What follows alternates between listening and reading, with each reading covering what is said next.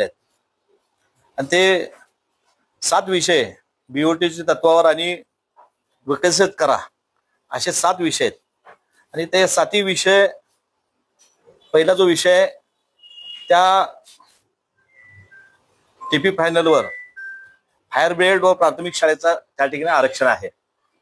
2 नंबरला जे 7 रस्ता जे प्लॉट आहे ते महाराष्ट्र शासन आणि सोलापूर शहरातील बस डेपोचं त्या ठिकाणी आरक्षण आहे। तिसरी जी जागा आहे बुधवारपेठ फायनल टीपी 30 जवळपास त्या ठिकाणी 2.5 एकर जागा आहे। त्या ठिकाणी गार्डन असं पब्लिक गार्डन असं त्या ठिकाणी उल्लेख आहे। चौथा जो आहे छत्रपती संभाजी चौकातील इंडस्ट्रियल झोन व औद्योगिक झोन असं त्या ठिकाणी 4थ्या क्रमांकावरचा जो टीपी फायनल त्यावर आहे। 5 नंबर जो विषय जयभवन शाळा त्या ठिकाणी शाळा आणि पब्लिक कॅरियर वाणिज्य असं त्या ठिकाणी आरक्षित आहे। 6वी जागा गोल्डपेठ मनपाचे वाणिज्य असं त्या ठिकाणी त्याचं आरक्षण आहे। 7वी जागा जी महाराष्ट्र शासन आणि पब्लिक व सेमी पब्लिक असं आरक्षण आहे। हे 7 जागा आयुक्तांनी पाठवलेल्या आहेत।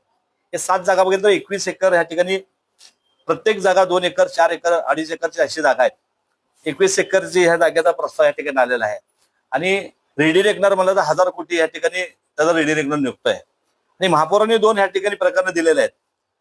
सोलापूर शहरातील महानगरपालिका 6 उर्दू शाळा आणि 12 क्रमांक हे दोन्ही रामलाल चौकातले हे आयुक्ताकडे नेता महापौरांनी ह्या ठिकाणी हे 2 ह्या ठिकाणी त्यांच्या निदर्शन आलं पण 2 विषय असे महापौरांनी घेतलेत। टोटल 9 विषय आहेत। ह्या 9 विषयाला आमचा कडाडून विरोध राहणार आहे का अजंतावर जे विषय आहे त्याच्यावर क्लिअर केलं आरक्षित जागा आहे।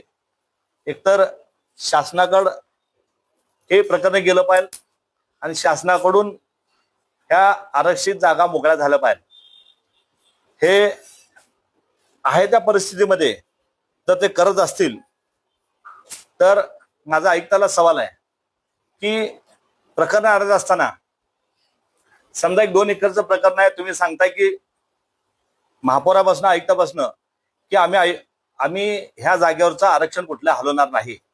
मग क्लिअर भूमिका तुमच्या या ठिकाणी पाहिजे होती किंवा आरक्षण तुम्ही जे आहे ते ठेवून तुम्हाला त्या ठिकाणी किती उत्पन्न वाढणार आहे जे करायला घेणार आहेत त्याचा किती खर्च राहणार आहे आणि उर्वरित महानगरपालिकेचं उत्पन्न राहणार आहे असं कुठेही क्लिअर ह्याचं इंटिमेशन ह्या प्रकरणामध्ये आम्हाला आढळलेलं नाही। आम्ही देखील माहिती घेतली प्रकरणाला कुठल्याही माहिती आम्हाला मिळाली नाही। ते म्हणतात की सभागृहामध्ये सांगूयात सभागृहामध्ये विषय येत असताना आज आमच्या अजेंडावर हे सर्व प्रकरण 9च्या 9 प्रकरण ह्या ठिकाणी आरक्षित आहेत आणि त्या ठिकाणी त्यावर शाळा चालू आहे। आता अस्तित्वात त्या ठिकाणी शाळा चालू आहे। असे जर प्रकरण आले तर माझा भारतीय जनता पार्टीला सवाल आहे की तुमची सत्ता नसताना तुम्ही सांगत होता की भूखंड श्रीखंड मग हे विषय तुमच्या काळात येतात कसं काय? तुम्ही आतापर्यंत सगळ्याला ज्ञान देत होता की असे विषय आल्यानंतर तुम्ही त्या ठिकाणी कडाडून विरोध करत होता।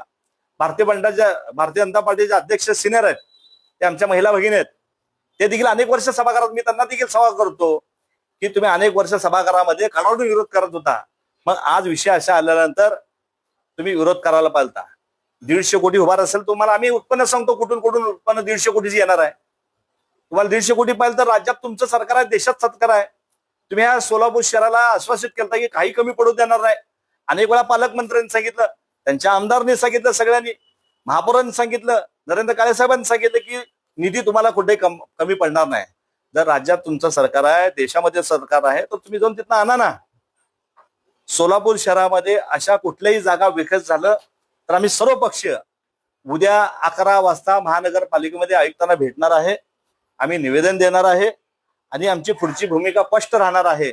अशा कुठल्याही जागा महानगरपालिकेच्या जर विकत असेल विकसित करत असेल किंवा बिवट देत असेल तर सर्व पक्षीय ह्या ठिकाणी त्यांना कडाडून विरोध करणार आहे।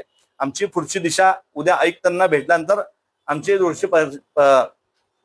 दिशा आम्ही स्पष्ट करणार आहोत आणि ह्याच्यामध्ये तीव्र ह्या ठिकाणी सोलापूर शहरामध्ये आंदोलन करणार आहे।